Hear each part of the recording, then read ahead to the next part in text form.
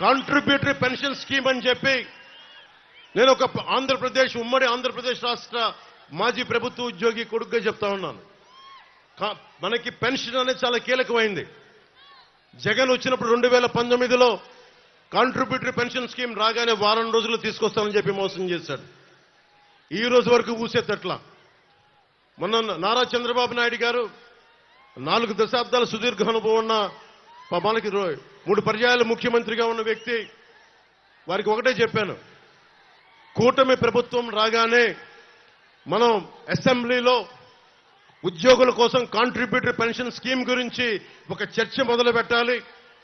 దానికి సంవత్సరం లోపు బలమైన పరిష్కారం కనుక్కోవాలి. అది ఉద్యోగులకి నిజంగా భద్రత. అది పెన్షన్ అనేది పెద్ద కొడుకు లాంటిది. మా నాన్నగారే మా దగ్గర డబ్బులు తీసుకునే వాళ్ళు కాదు. ఎందుకంటే మీరు ఏం మాట్లాడతారో తెలియదు, మీరు గబుక్కునంటే ఒక ఉద్యోగికి పెన్షన్ అనేది భద్రత. అలాంటి భద్రత ప్రభుత్వ ఉద్యోగులు కల్పించాలనేదే మా కూటమి తాలూకు ఆకాంక్ష. నేను జగన్ లాగా అబద్ధాలు చెప్పట్లా, జగన్ లాగా వారం రోజుల్లో మీకు అద్భుతాలు చేస్తామని చెప్పట్లా. ప్రభుత్వ ఉద్యోగులందరికీ తెనాలి ఈ సభ నుంచి వేదిక నుంచి చెప్తా ఉన్నాను, సంవత్సరం లోపు పరిష్కారం తీసుకొస్తాం. మీ భద్రతకి బలమైన దారి వెతుకుతాం. మీరు బెంబేలు పడకూడదు. మీ ఆరోగ్యాలకు కానీ మీ బిడ్డలకి ఏదైనా ఇవ్వాలనుకున్నా కానీ భవిష్యత్తులో మిమ్మల్ని బిడ్డలు చూసుకోకపోయినా పెన్షన్ మీకు అండగా ఉండాలనేదే మా అందరి ఆకాంక్ష. ముఖ్యంగా మీ అందరికీ ఉద్యోగులందరికీ చెప్తున్నాను, నేను ఆంధ్రప్రదేశ్ ఉద్యోగి కొడుకుని.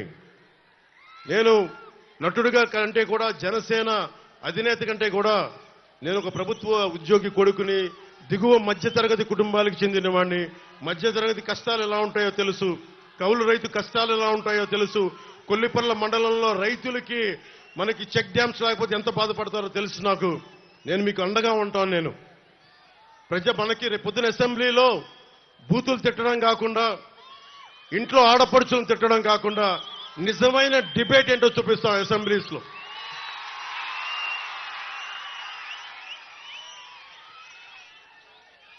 గురు బ్రహ్మ గురు విష్ణు గురు దేవో మహేశ్వర అంటాం. అలాంటి టీచర్లని లిక్కర్ షాపులకి సేల్స్ కి పెట్టాడు. అతను సేల్స్ పర్సన్ గా పెట్టాడు. అలాంటి వ్యక్తి, టీచర్ని గౌరవించిన వ్యక్తి. ఎందుకు గౌరవించలేడు అతను? 10th క్లాస్లోనే శివశివాని స్కూల్లో 10th క్లాస్ పేపర్ లీక్ చేస్తున్న మహానుభావుడు ఈ ముఖ్యమంత్రి.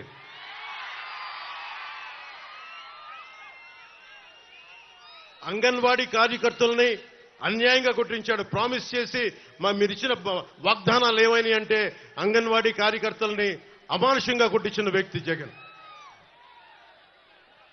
అలాగే మొన్న చాలా మంది పోలీస్ ఉద్యోగులు నా దగ్గరకు వచ్చి ఒకటే విన్నపం ఇచ్చారు, మాకు సరెండర్ లీవ్స్ కానీ, టీఏలు కానీ, డిఏలు కానీ ఏ విధంగా మాకు రావాల్సిన వేజెస్ ఏవి మాకు రావట్లేదు, ఏ విధంగా మాకు రావట్లేదు. 70,000 కుటుంబాలు మేము నలిగిపోతా ఉన్నాం. ఇలాంటి ప్రభుత్వం ఉంది, కనీసం మా సమస్యలు తెలియజేయండి అంటే పోలీసు ఉద్యోగులందరికీ చెప్తా ఉన్నాను, నేను పోలీసు వ్యవస్థను గౌరవించేవాడిని, పోలీసు వ్యవస్థను వాడుకునే వ్యక్తిని కాదు.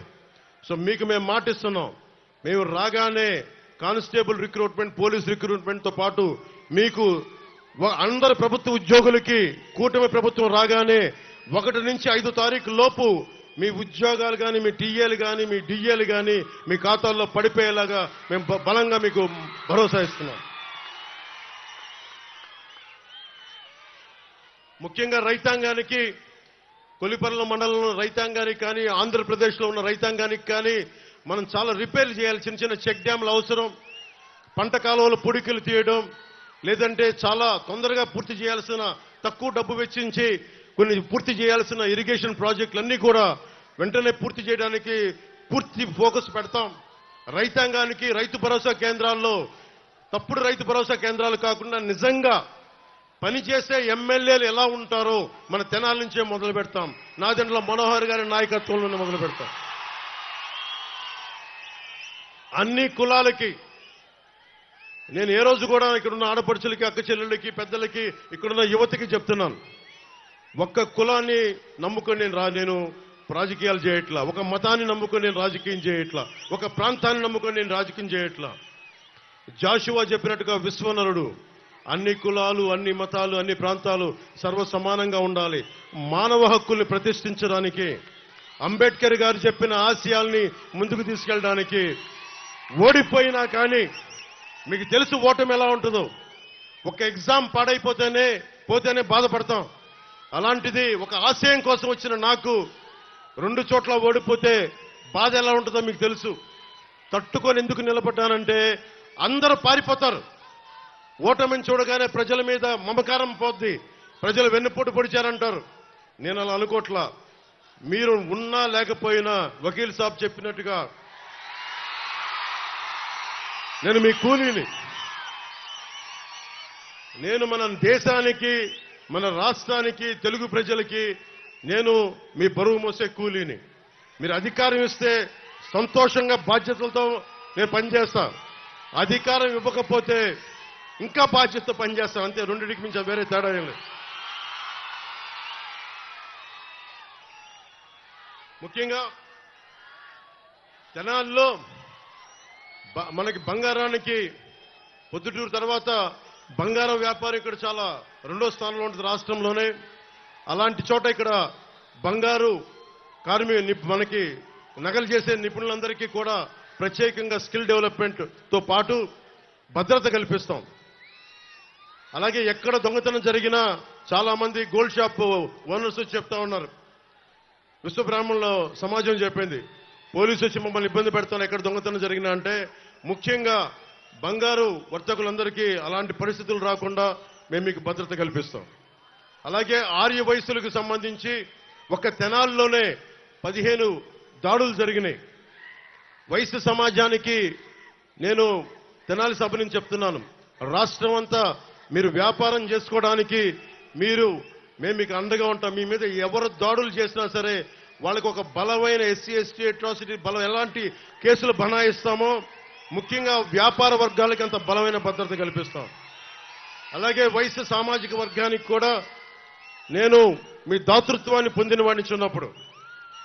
రమేష్ గారు అని చెప్పి నెల్లూరులో నేను చదువుకున్నప్పుడు 8th class Bhavani book centre అనే పుస్తకం నడిపేవాడు. ఈరోజు నేను ఇంత చదువుకోగలిగానంటే ఒక వైశ్యుడి తాలూకు దాతృత్వాన్ని పొందినవాడిని. ఆయన ఉచితంగా నాకు పుస్తకాలు ఇచ్చేవాడు, అప్పిచ్చేవాడు పుస్తకాలు కొనుక్కోమని. తర్వాత అప్పు తీర్చేవాడిని.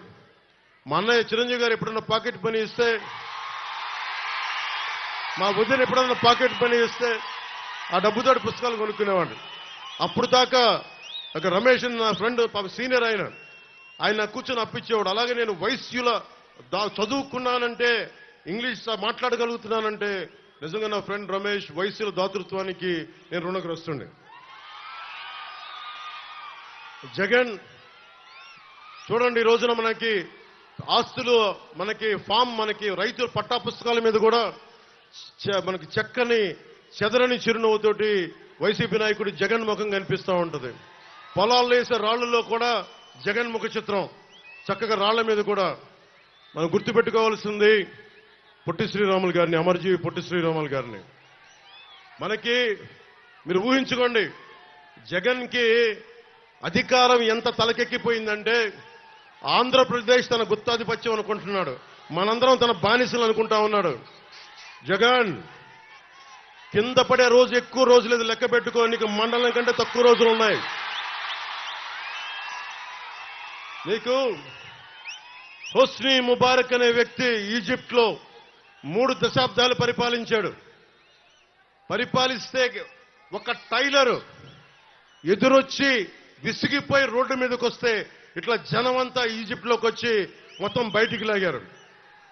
మీకు రాజులు కదా, నాయకులు కదా అని చెప్పి అహంకారం తలకెక్కితే మన శ్రీలంకలో కూడా శ్రీలంక ప్రెసిడెంట్ ఇళ్లలోకి వెళ్లి స్విమ్మింగ్ పూల్లో ఈతలు కొట్టారు ప్రజలందరూ.